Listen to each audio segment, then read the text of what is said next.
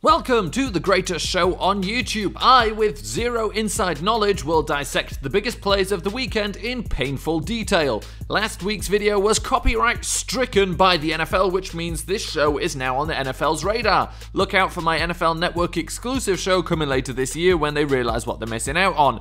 We start this week with a shout out to fan of the show, Peyton Barber, who clearly saw my piece analyzing Drew Brees' bunny hop for the first down. Many prefer the more conventional full extension, but not these guys. Alright, but now let's really get into what we want to talk about this week, the NFC Defensive Player of the Week, PJ Williams. And I watched that entire game and I gotta say there are multiple times where I think he definitely earned that honor. Okay, so maybe it wasn't when he allowed this 30-yard reception to Stephon Diggs, but at least he stopped him at the 1-yard line. Alright, okay, and then maybe he let Diggs get the touchdown on 4th and goal, but it was a good catch. And yeah, on this 3rd and 7 in the red zone, he committed a pass interference call which gave him a first down at the 1-yard line. But if you're beaten, you're beaten. It was a tactical play, and of course on this play he managed to have the ball thrown directly to him and then walk into the end zone. I mean, he actually overran Stephon Diggs' route and Cousins just threw at him, but it was a good read. But it was a game-sealing play, making it a 2-score game, just like this game-sealing play on 3rd and 17, where, oh wait, no, he let Adam Thielen get the first down on this one, but he had that interception earlier. And yeah, on this play, he allowed a touchdown, which effectively nullifies his pick 6, but he also had 4 tackles and a pass breakup. That's a Defensive Player of the Week type of performance. I mean, what could you have done better? I mean, sure, there's guys like DJ Swearinger who get red zone interceptions they actually have to fight for, but he also allowed a touchdown in garbage time to the Giants. And yeah, he actually had 2 interceptions on the day, but it's against the Giants, and he allowed a touchdown to them in garbage time. And yeah, he had this crucial pass breakup when the Giants still had time to get back into the game on 3rd and goal,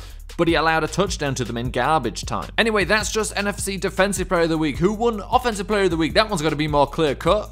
Oh, alright, but never fear, Adrian Peterson, because there was one thing that was worse than your hands on that field, and they were Evan Engram's hands. Now let's take a look at a complete blunder of a play by Todd Gurley. He's got some great blocks here by everyone, and then he's against Tramon Williams. He tries to do this kind of cutback thing and gets tackled before getting in the end zone. It would have made the score 35-27, but he didn't even get in. It's like he didn't want to go in the end zone or something. Alright, let's analyze this play by the Redskins. It's a pitch left with the tackle pulling out. Now Janoris Jenkins does everything right here. The only problem is that he doesn't weigh 120 pounds more. But now let's talk about the Miami Dolphins and their game against the Texans, because in that game they premiered a new play that is already sweeping the league, a double pass.